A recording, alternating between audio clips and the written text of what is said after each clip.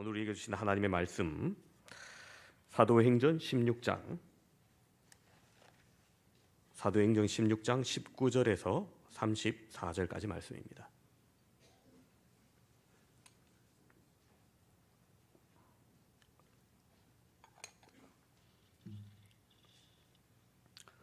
사도행전 16장 19절에서 34절까지 제가 봉독하도록 하겠습니다.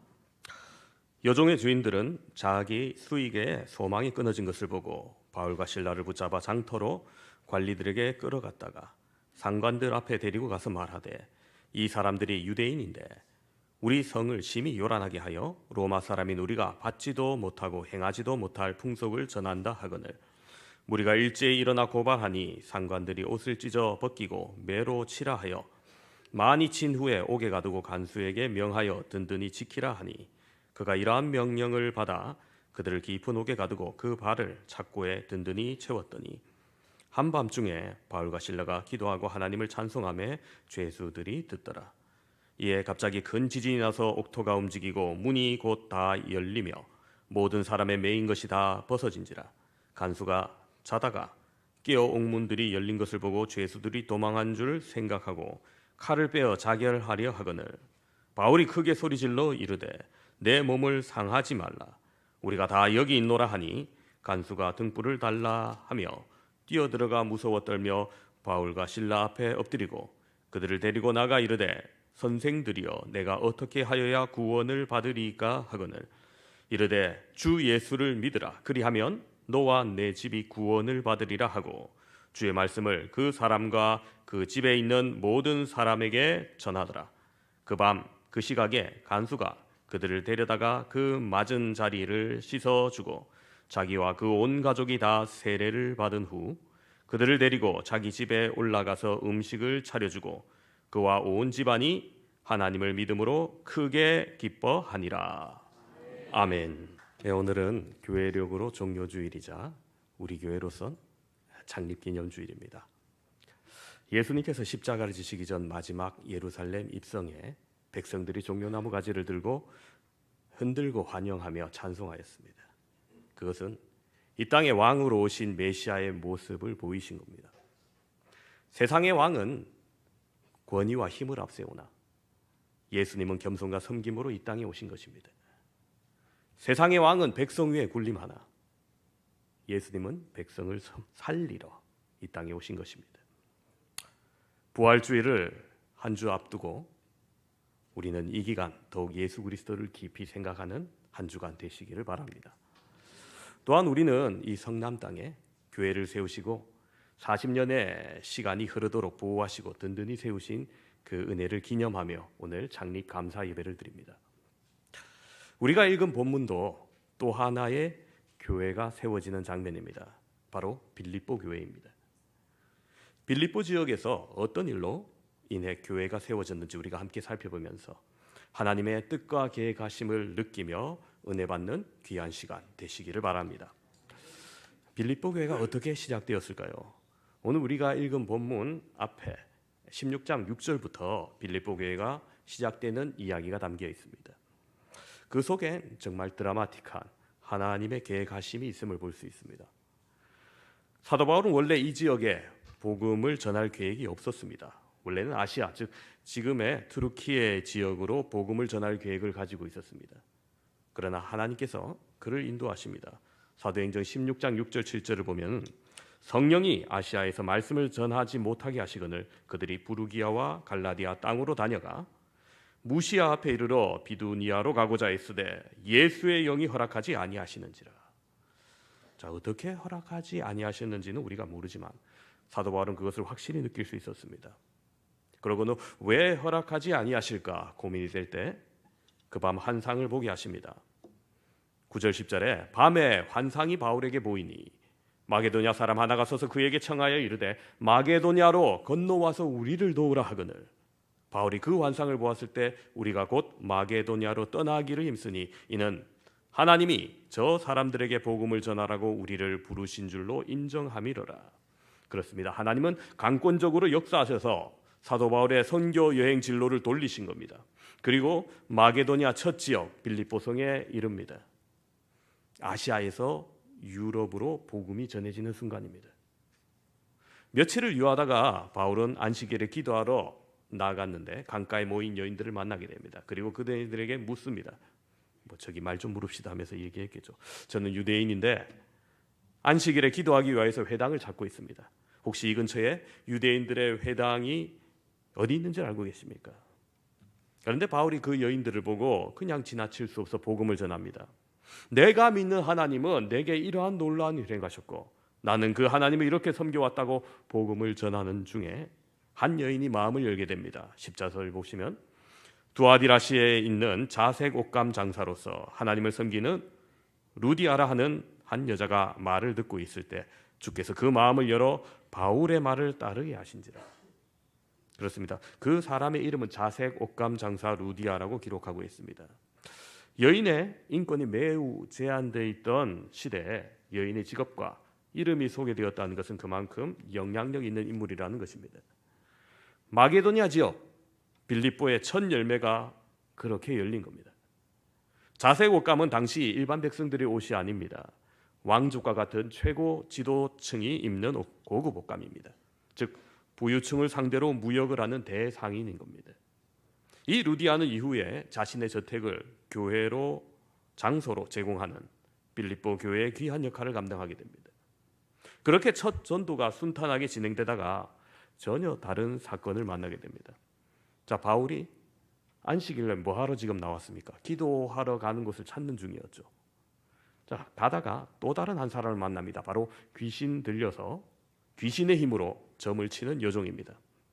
그 주인들에게 큰 이익을 주는 자다, 이렇게 성경은 소개합니다. 여러분, 주인이 아니고 주인들, 복수형이 쓰였다는 것은 여러분 여러 사람이 이 여종을 사서 함께 소유권을 행사합니다. 점을 치고 수익을 얻으면 분배하는 구조인 것 같습니다. 그런데 이 여종이 바울을 보고 알아봅니다. 바울이 어떤 사람인지. 그리고 소리를 지르는데 어떻게 지르느냐? 17절 하반부에 보면 이렇게 기록하고 있습니다. 이 사람들은 지극히 높은 하나님의 종으로서 구원의 길을 너희에게 전하는 자라. 여러분, 틀림없는 사실이죠. 귀신이 바울 일행을 바르게 알아본 거예요. 저도 예전에 부교역자로 있을 때 이런 경험이 있습니다. 한 권사님이 동네 미용실에 갔는데 옆에 손님이 물어보더래요. 그 미용실 주인이 그러는데 아주머니 교회 다니신다면서요.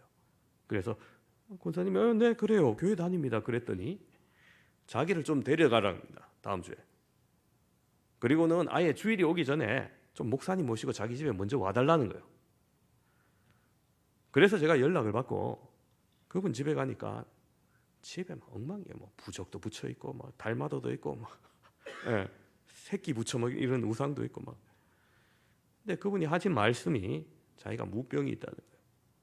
이게 한번 아프면은 종합병원 가도 원인도 모르고 약도 없고 온 몸이 뭐 두드려 맞은 듯이 몸살 걸린 듯이 끙끙 앓는데 아무런 힘을 못 쓴다.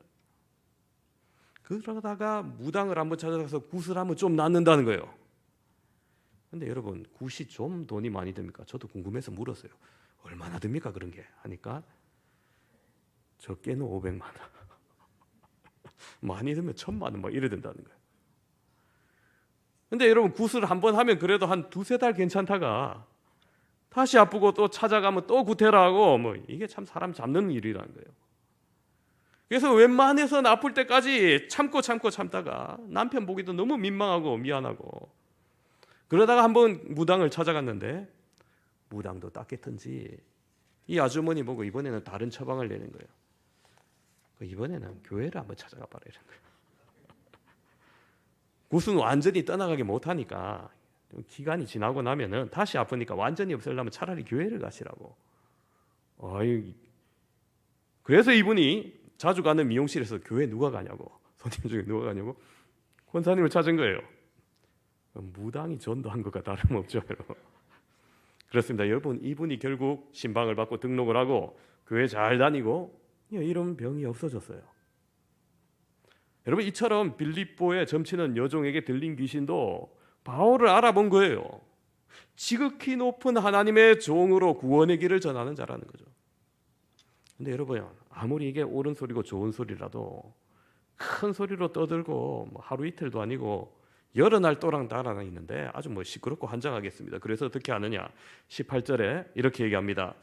이같이 여러 날을 하는지라 바울이 심히 괴로워하여 돌이켜 그 귀신에게 이르되 예수 그리스도의 이름으로 내가 내게 명하노니 그에게서 나오라 하니 귀신이 즉시 나오니라. 할렐루야. 그렇습니다. 귀신을 쫓아내 준 겁니다.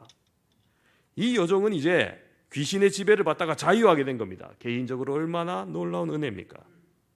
그러나 이 여종의 노임에 불이익을 받는 사람들이 있습니다. 바로 이 여종의 주인들이죠. 점치는 수익이 끊깁니다. 그래서 이 여종의 주인들은 귀신을 쫓아낸 바울과 실라를 붙잡아 고소하게 됩니다. 그것도 억울한 누명을 더 씌워서 말이죠. 19절 20절을 보면 이렇게 고소합니다.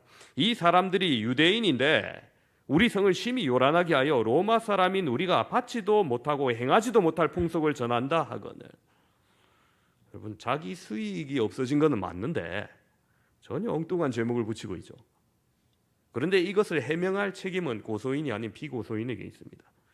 여러 사람이 그러니 그게 참말인 줄 알고 고관이 관리들에게 끌고 가서 매질하게 합니다. 옷을 벗기고 매를 때리고 옥에 가두고 간수들아 잘 지키라고 합니다.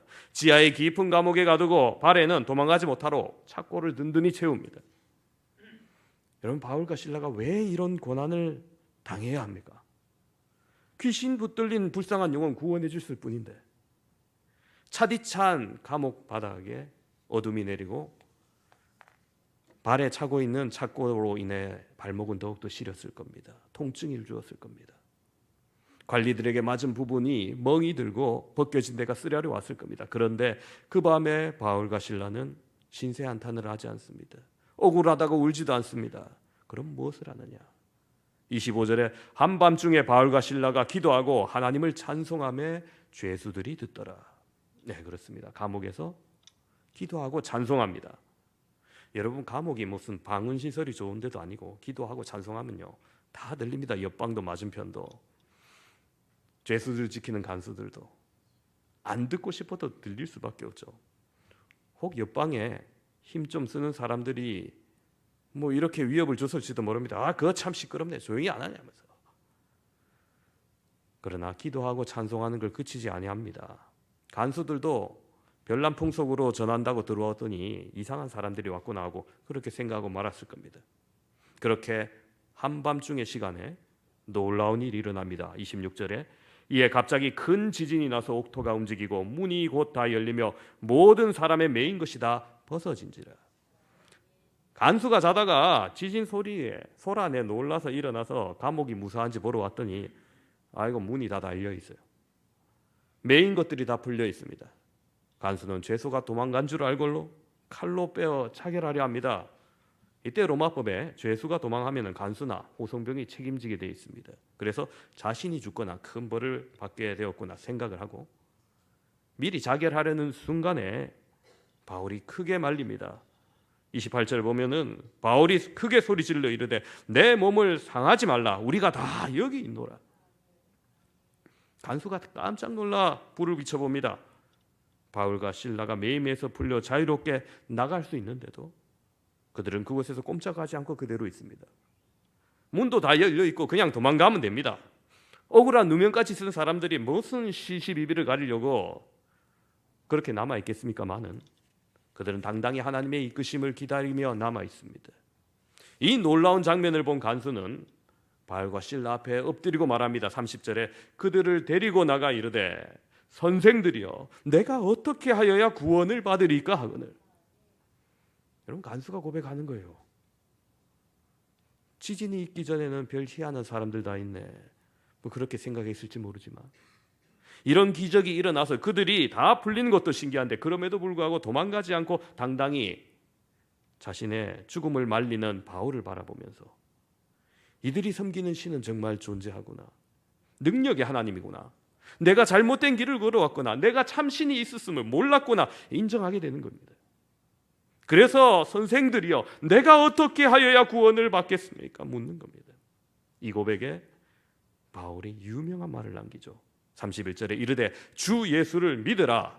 그리하면 너와 내 집이 구원을 받으리라. 할렐루야. 그렇습니다. 이렇게 말대로 믿음의 가정이 생깁니다.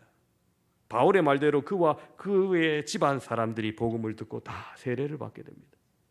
바로 빌립보에서 얻은 두 번째 가정, 간수의 가정입니다. 첫 번째 열매 루디아 가정과 함께 이 이름 모를 간수의 가정은 빌립보 창립의 기초가 되었을 겁니다. 바울이 받은 고난을 통해 하나님이 빌립보 교회 중요한 주춧돌 역할을 할 한 가정을 탄생시켰던 겁니다. 하지만 여러분 중에 옥에 갇히고 매를 맞은 바울과 실라의 고난을 생각하면 뭐 이런 생각도 하실 수 있을 거예요. 루디아처럼 좀 우아하게 전도되면 안 됩니까? 그죠? 얼마나 좋아요. 딱 기도하러 가다가 거룩하게 기도하러 가다가 여인들 강가에서 만나고 또 종교에 대해서 진리에 대해서 하나님에 대해서 말씀을 나누다가 성령의 이끄심으로 마음의 감동을 받아 하나님을 믿고 예수 그리스도를 구주로 시인하면 얼마나 좋아요. 그죠? 저도 그런 거 참 좋아합니다. 교양 있는 거. 그러나 이러한 바울과 실라의 고난은 하나님의 뜻과 계획입니다. 여러분, 우리가 하나님의 뜻과 계획하심을 하나하나 다 알 수는 없지만 이러한 고난을 통해서 간수의 가정이 어떻게 교회의 일원으로 든든히 세워졌는지 우리가 짐작할 수 있죠. 그 고난의 뜻을 오늘 이 시간 함께 살펴봅시다. 첫 번째로 그 고난은 죄인임을 알게 하시는 겁니다. 여러분, 간수의 입장에서 한번 생각해 봅시다. 그가 누굽니까? 루디아의 경우 이미 하나님을 믿는 사람이었다, 이렇게 기록하고 있어요. 바울이 전한 십자가의 복음을 통해서 자신이 믿는 하나님께서 드디어 메시아를 보내주셨고 어떻게 구원을 얻게 하시는가를 더욱 깨달은 겁니다. 그렇습니다. 루디아는 이미 하나님을 믿는 사람이었죠. 반면에 간수는 유대인이었다는 기록이 없습니다. 당시 빌립보는 로마의 식민지입니다. 마게도니아 지방입니다. 즉 간수도 마게도니아인 혹은 로마인의 가능성이 높습니다. 그리고 당시 그리스 로마 문화로 수많은 다신교 사상이 노출되어 있는 이방인입니다. 놀라운 이적으로 땅의 주인도 자신의 운명도 수많은 그리스 로마 신화의 신들이 아니라 바울이 믿는 하나님임을 깨달은 겁니다. 이적이 일어나 얼마든지 자유할 수 있었던 바울이 도망가지 않는 그 당당함을 보고 그가 섬기는 하나님이 이 땅의 진정한 주인임을 깨달으며 창조주 앞에서 자신이 얼마나 나약한 존재임을 알게 하신 겁니다. 그렇습니다, 여러분. 우리는 창조주 하나님의 위대하심을 경험할 때 자신이 낮아지게 됩니다. 겸손하게 됩니다. 자신을 바라보고 자신의 죄성을 깨닫게 됩니다. 그렇기 때문에 간수의 첫 질문이 당신들은 왜 도망가지 않았습니까도 아니고요, 왜 이런 일이 일어났습니까도 아니었습니다. 자신의 죄성을 느낀 간수의 첫 말은 내가 어떻게 하여야 구원을 받으리까입니다. 자신이 구원받아야 할 존재임을 깨닫게 하기 위해서 하나님은 바울과 실라에게 고난을 겪게 하시고 그 차디찬 감옥에서 만날 이 사람의 마음을 감동시키셨던 것입니다. 두 번째로 바울과 실라가 고난당한 뜻은 고난은 극복하는 것임을 보여준 겁니다. 바울과 실라가 고난당하는 중에도 그들이 무엇을 했었습니까? 밤이 되도록 그들은 기도하고 찬송했습니다. 간수는 그것을 지켜보았습니다. 여러분, 앞으로 예수님을 믿고 구원받게 될 이 간수는 로마의 지배 아래에 있는 이 빌립보에서 계속 순탄하게 신앙생활 하면 좋겠지만 그를 할 수 없음을 우리는 알고 있습니다. 로마의 핍박이 곧이어 다가올 겁니다. 믿음을 통해서 영생을 얻고 구원의 소망을 가지는 것과는 별개로 그 땅에 그리스도인에게 주어지는 십자가의 무게가 있습니다. 고난이 찾아옵니다. 그때 실족하고 넘어지고 십자가의 무게를 견디지 못해 포기하고 세상으로 돌아가는 사람도 있었을 겁니다. 그런데 이 간수는 어떤 경험을 했습니까? 자신에게 복음을 전해준 신앙인 바울은 말 그대로 자식의 본입니다. 장차 교회의 일원으로서 그들이 고난과 박해 속에서도 그리스도인이라면 어떻게 해야 되는지 보여주는 본보기라는 겁니다. 그렇습니다, 여러분. 신앙생활할 때 누가 끌어주는가, 누가 본보기를 보여주냐, 이 굉장히 중요합니다.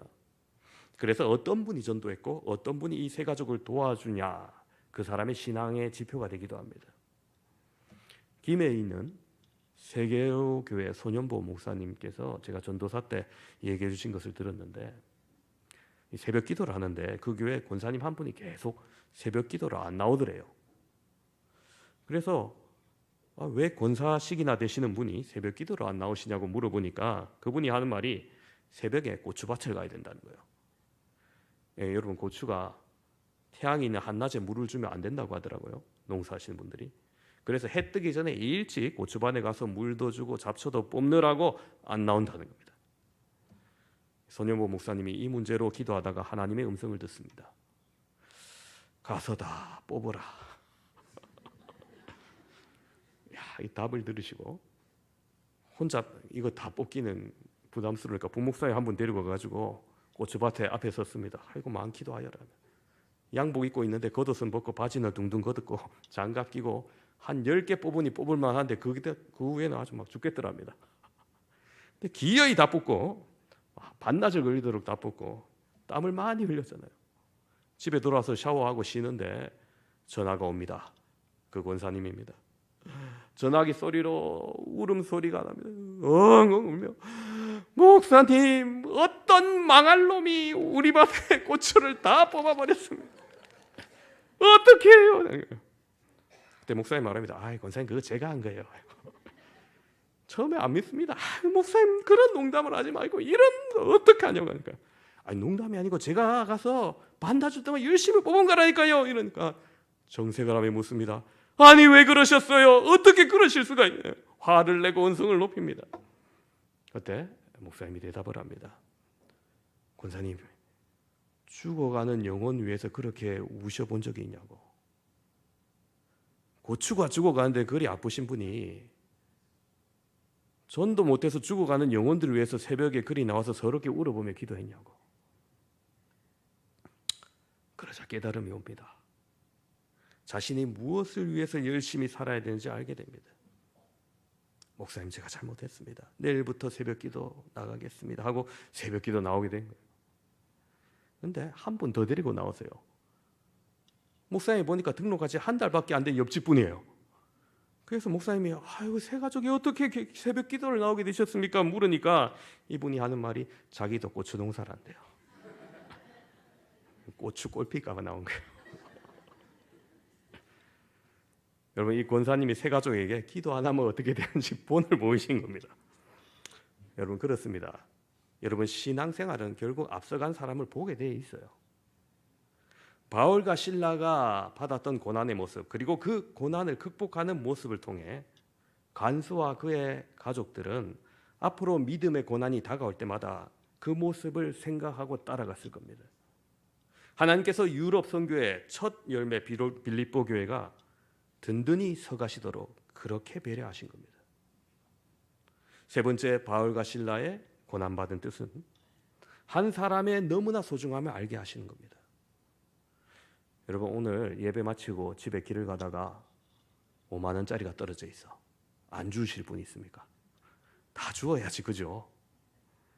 근데 안 줍는 것이 이득인 사람이 있다고 합니다. 무슨 얘기냐 하면요. 어떤 분이 재미있는 가설을 내렸어요. 마이크로소프트사의 창업주인 빌 게이츠가 시간당 얼마나 수입을 내는지 계산해 보았다라는 겁니다. 그래서 회사 설립 이후에 빌 게이츠가 하루에 14시간 일한다고 가정하고 그 시간으로 빌 게이츠의 자산을 나누었더니 1초당 벌어들인 돈이 $150가 넘었다는 거예요. 예, 계산이 안 되죠. $150면 거의 20만 원 가까이 되는데 5만 원, 10만 원 죽겠습니까? 돈 줍는데 몇 초가 소모됩니까? 돈이냐고 숙였다가 죽고 아이고 하면서 넣는데 한 2, 3천 원 최소한 걸릴 거예요. 그러면은 벌써 $400, $500 날라간다는 거예요. 이게 그만큼 돈 버는 일을 다른 일을 해야 된다는 거죠. 효율 면에서만 본 이론입니다만은 실제 이 이야기가 유명해지고 빌 게이츠 귀에 들어갔어요. 빌 게이츠가 하는 말이 나는 $100 죽을 건데 이렇게 얘기했다고 합니다. 결국 상황에 따른 거라고 하지만은 이런 이야기 자체가 왜 나왔느냐? 효율을 말하고자 하는 거죠. 예, 그렇습니다. 사람은 효율을 따집니다. 더 효율적인 것, 더 능률적인 것, 더 생산 가치가 높은 것을 따져야 됩니다. 그러나 우리 주님은 효율이 아니라 한 사람의 영혼을 더없이 귀중한 가치로 살리시는 겁니다. 여러분 바울이 누굽니까? 하나님의 위대한 종이자 세계 선교의 일꾼이며 신약 성경을 무려 13권 기록한 바울이 이 한 가정 위에서 받은 고난이 얼마나 비효율적입니까? 그러나 그 간수 한 명, 그 한 가정을 위해서 하나님이 바울에게 고통을 주시고 바울을 사용하신 겁니다. 간수에게 있어서는 이것이 은혜인 겁니다. 보통 복음에 저항하던, 심하게 저항하던 한 사람이 한순간에 회심하면은 예수님 믿게 되면 그 후에는 반대로 더 잘합니다. 그죠? 복음을 전하던 목사님에게 막 문전박대하고 대놓고 무시하던 사람이 예수님 믿으면 목사님에게 더 잘하듯이 말이죠. 근데 여러분, 복음을 전해주심도 감사하고 과거에 자기의 죄로 말미암아 미안하기도 하기 때문에 더욱더 아마 목사님의 일을 적극적으로 돕는 거겠죠. 간수는 바울을 박해하는데 여종의 주인들처럼 직접적인 원인을 준 것은 아니지만은 그 고통을 주는데 가담했고 무시했고 자신의 과거의 일로 바울에게 더욱더 미안하고 바울이 전한 복음의 구원을 받았음에 감사함으로 바울 사도가 하고자 하는 일에 더욱더 적극적으로 돕는 사람이 되었을 겁니다. 야, 나 같은 한 사람을 위해서 하나님께서 바울 사도가 그와 같은 고초를 겪게 하셨구나. 간수는 더욱더 깊이 하나님의 은혜를 기억하고 예수님의 십자가를 생각했을 겁니다. 첫 열매였던 자주장사 루디아는 빌립보 교회가 든든히 서도록 저택을 제공한 물질의 후원자 역할을 했다면 오늘 이 간수는 보이지 않는 조력자가 되어 빌립보 교회를 통해 하나님의 일들을 더욱더 잘 해나갔을 겁니다. 오늘 함께 예배드리는 사랑하는 성도 여러분, 하나님은 우리 성강교회에도 이러한 역사를 이루어 주셨음을 믿습니다. 우리 중에는 복음에 심각하게 저항하던 사람도 있었을 것이고 교육자에게 미안함을 느낄 정도로 나중에 더 열심히 있는 일꾼으로 세움받은 사람들도 있을 겁니다. 고난받을 준비를 하게 하셨고 고난당할 때 기도하고 찬송하게 하셨습니다. 때에 따라 돕는 은혜로 수많은 문제를 이겨나가게 하셨습니다. 여기 있는 성도님들 가정과 또 오랜만에 오신 우리 성도님들을 통해서 교회가 세워지도록 하셨고 지금까지 오게 하시는데 각자 쓰임받게 하셨습니다. 그리고 또 다른 영혼들이 구원받게 하기 위해 성강교회를 계속해서 사용하실 것입니다. 우리의 은혜의 시작은 각각 다를 수 있습니다. 오늘 간수의 경우 바울의 고난을 통해 은혜가 시작되었음을 깨달음을 얻게 하셨습니다. 나 한 사람을 위해 하나님이 이러한 일을 하셨구나 알게 하신 겁니다. 여러분, 우리 모두 하나님께서 나를 향한 은혜와 계획이 있음을 발견하시며 그 뜻을 이루시고 우리가 모인 이 교회를 통해서 하나님의 일이 빌립보 교회와 같이 든든히 이루어지기를 소망합니다. 이곳에 세우신 교회를 통해서 또 다른 귀한 영혼이 생명을 얻고 예수님을 알게 하고 진리를 알게 하고 믿음을 더하게 하며 경계해야 될 것을 분별하게 하실 것입니다. 우리가 쓰임받게 되었음을 감사합시다. 하나님은 이 교회의 역경과 아픔도 하나님의 뜻이 있음을 알게 하실 겁니다. 그 모든 과정을 통해서 주님께 쓰임받는 우리 귀한 성도 여러분 되시기를 주님의 이름으로 축원합니다.